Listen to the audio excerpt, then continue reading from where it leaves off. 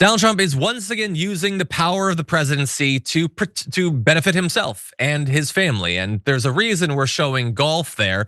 Yeah, he's got himself a brand new fancy plot of land for a golf course in Vietnam. And all he had to do was use and abuse our country's trade policy to get it. Not to benefit, United States businesses or you or your family. No, this is just to benefit himself. And we're gonna give you all of the details. So normally, if you wanted to build a golf course or resort in Vietnam, you'd have to buy the land. And that can be expensive. You'd have to go through all the permitting, all the paperwork or whatever. Well, what if you didn't want to do any of that? Because you just want to rush this thing and get it as cheap as possible? Well, what if you use the threat of raising tariffs against Vietnam to get them to just give it to you? Sounds crazy, sounds like a ridiculous plot for a movie, and I might have to write it, but it's also in this case true. And so villages are being bulldozed to make way for Donald Trump's golf resort. They've apparently been offered compensation though for the fact that their homes, their farms, and their villages are being ground down into the dirt so that Donald Trump can play golf there.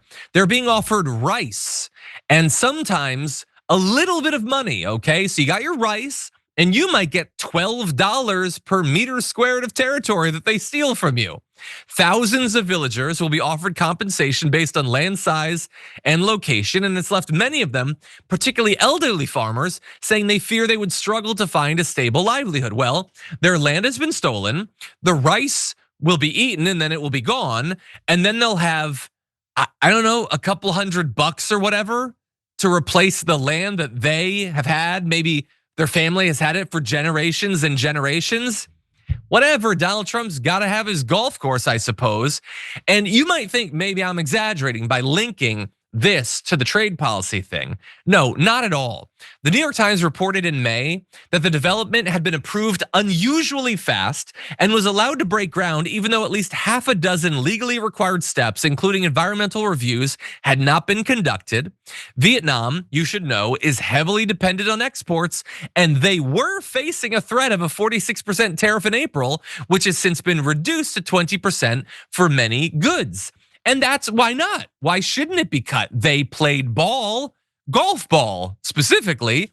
And so they give Donald Trump what he wants. They get rid of the paperwork requirements. They let him break the law a little bit. They throw people off their land. He gets his stupid golf course and they don't have massively escalated tariffs. This is how it works in a corrupt system with a mob boss as president. Are you seeing how this goes?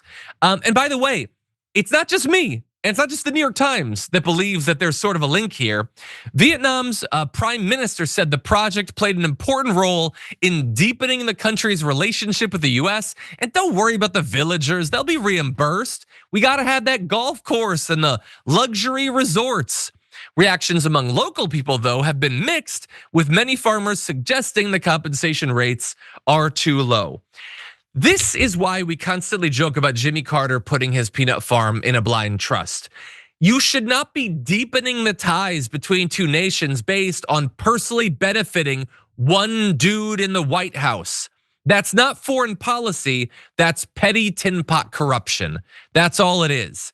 This is the sort of thing that if we were in a real democracy, there would be investigations, there would be revelations, there might be an impeachment. He is manipulating our trade policy, potentially damaging our ability, the ability of consumers to buy products made in Vietnam, the ability of corporations in the United States to sell things into Vietnam. He was willing to imperil that if he didn't get his goddamn golf course.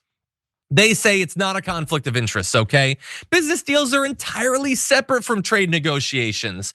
By the way, tell it to the prime minister of Vietnam. And Donald Trump's assets are in a trust managed by his children.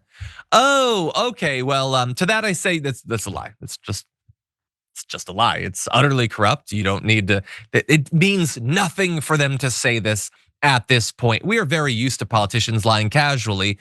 Them putting out this statement is the biggest waste of time I can imagine. This is corruption on a massive billion-dollar scale, and just get used to it, because as long as he's in charge, this is how our country is going to be run, for his benefit, not for yours.